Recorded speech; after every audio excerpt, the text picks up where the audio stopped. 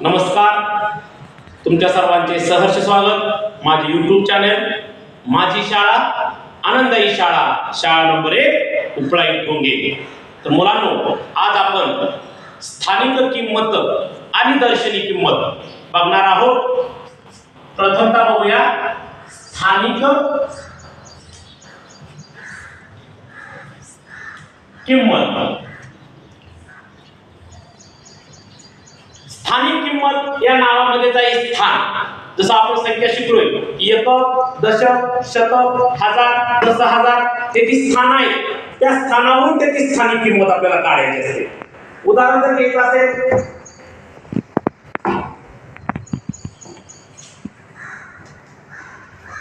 ही संख्या आहे 7 अंकी. 7 अंकी संख्येचं वाचन शिकवलंय. शेवटची 3चा गट नंतर 2-2चे गट करायचे म्हणजे आपल्याला वाचन करायला सोपं जातं. संख्येचं वाचन आहे 57,01,529. तर यातल्या प्रत्येक अंकाची स्थानिक किंमत सांगता आली पाहिजे. परीक्षेमध्ये तुम्हाला अंडरलाईन करतात 7ची स्थानिक किंमत काढा, 5ची स्थानिक किंमत सांगा.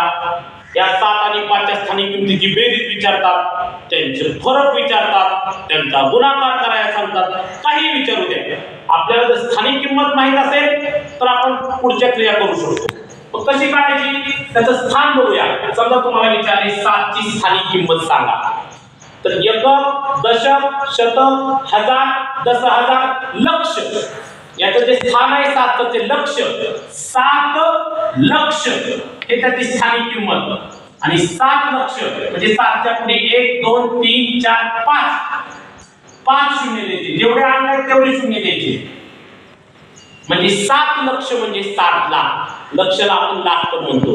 7ची स्थानिक किंमत 7 लाख.